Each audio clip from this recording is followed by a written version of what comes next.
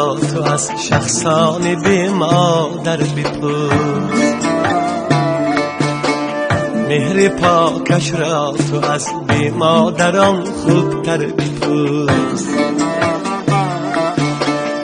قدر مادر را تو از شخصان بی مادر بپرس،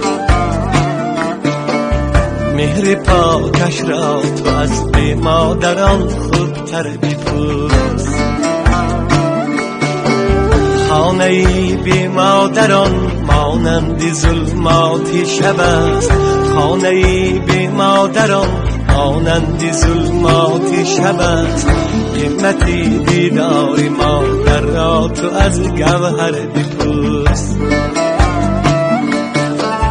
قدر مادر را تو از شخصانی بی مادر بپرس.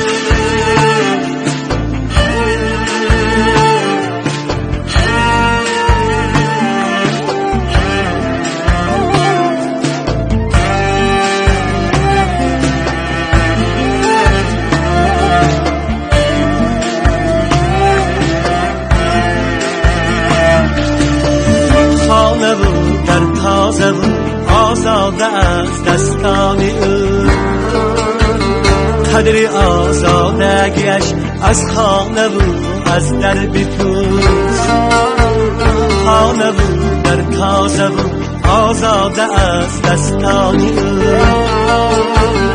قدر آزادگیش از خانه بود از در بپرس.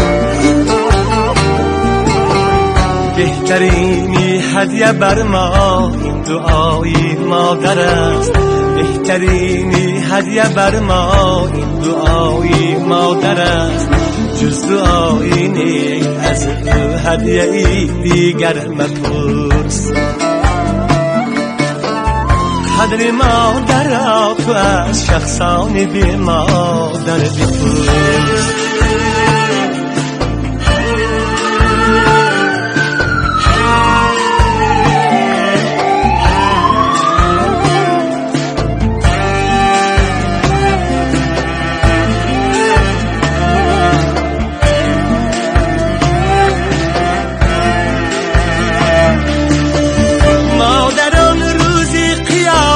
هم به فکری ما بتو،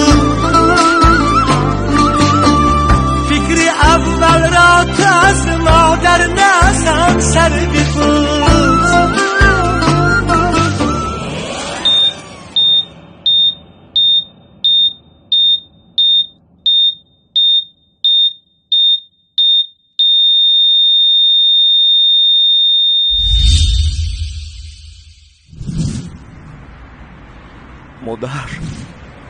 مادر جان، من به تو فرزند خوب شده نتوانستم، مرا ببخش.